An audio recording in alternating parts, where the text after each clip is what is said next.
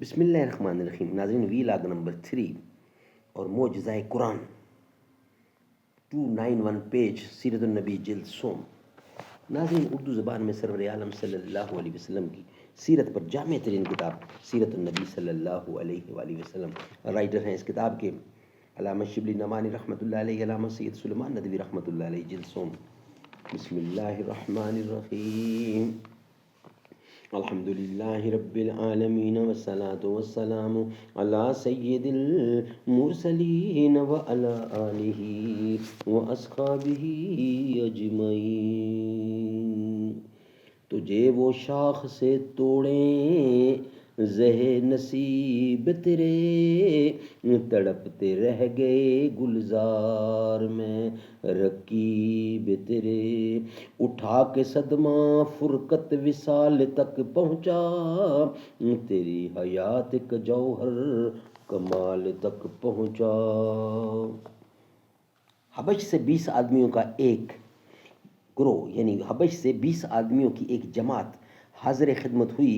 آپ نے ان کو قرآن مجید پڑھ کر سنایا. ان کی آنکھوں سے آنسو جاری ہو گئے. حضرت ابو عبیدہ، حضرت ابو سلمہ، حضرت ارکم بن ارکم، حضرت یہ تینوں اصحاب اس کی کشش مقناطیسی سے کھنچ کر حلقہ اسلام میں آئے.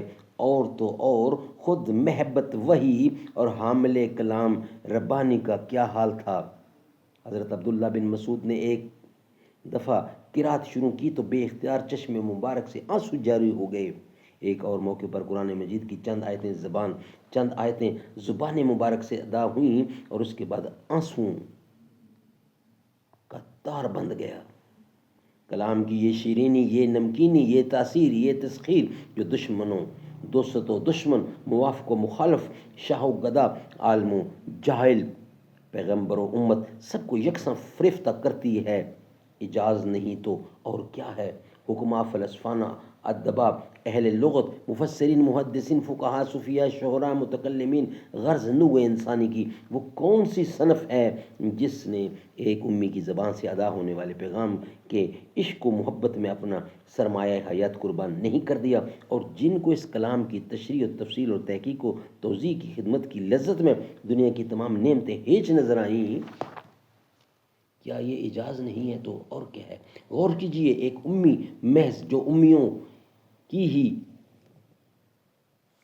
گودوں میں پلا اور پل کر جوان ہو کر اس نے ہوش سنبھالا تو گرد و پیش تاریکیوں اور ظلمتوں کے سوا اس کو کچھ نظر نہ آیا. علوم و فنون اور تمدن و تہذیب سے ایک آری ملک، آری شہر اور آری خاندان کے اندر نشو نما پائی.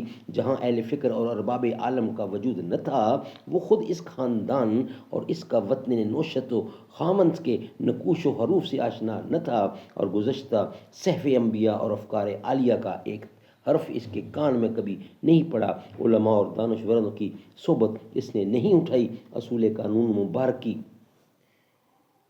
قانون مبادی، اخلاق، محسن، علم و عمل کی کوئی ظاہری تعلیم اس کو نہیں ملی، بلکہ مدرسہ علم و حکمت کے سایہ دیوار تک کبھی اس کا گزر نہیں ہوا. اور اسی طرح وہ اپنی زندگی کے 40 دورے پورے کرتا ہے کہ دفتن غار حرا کے ایک دہانے سے اجالا ہوتا ہے. علوم و فنون اور تہذیب و تمدن کا سر چشمہ ابلتا ہے.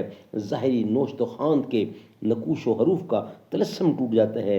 صحف انبیاء اور افکار عالیہ کے اوراق اس کی زبان پر جاری ہو جاتے ہیں. اس کے پرت و صحبت سے امی اور جاہل علماء دہر اور دانشورانے روزگار بن کر نکلنے لگتے ہیں. اصول قانون مبادی، اخلاق اور محاسن علم و عمل کی تعلیم کا غلغلہ اس کی بزم فیض کے گوشے گوشے سے بلند ہوتا ہے. کلام ربانی کے پردے میں علم و حکمت کے پوشیدہ اسرار فاش ہونے لگتے ہیں. اس سے زیادہ قرآن مجید کے معجزے ہونے کی اور کیا دلیل ہو سکتی ہے. سبحان اللہ، سبحان اللہ. ناظرین، یہ تھا وی لاگ نمبر 3. انشاءاللہ ہم آپ کے سامنے اب رکھنے جا رہے ہیں وی لاگ نمبر 4. تیسرا وی لاگ ہمارا کمپلیٹ ہوا. دربار رسالت کی کیسی وہ گھڑی ہوگی، دربار رسالت کی کیسی وہ گھڑی ہوگی، حسان کے ہونٹوں پر جب نعت نبی ہوگی۔ ابو بکر و عمر ہوں گے، عثمان و علی ہوں گے، حسنین کے نانا کی کیا بزم سجی ہوگی۔ جائیں گے مدینے میں، لے جائے گا اللہ جب، دل سجدہ کنا ہوگا، آنکھوں میں چڑی ہوگی۔ دربار رسالت کی کیسی وہ گھڑی ہوگی۔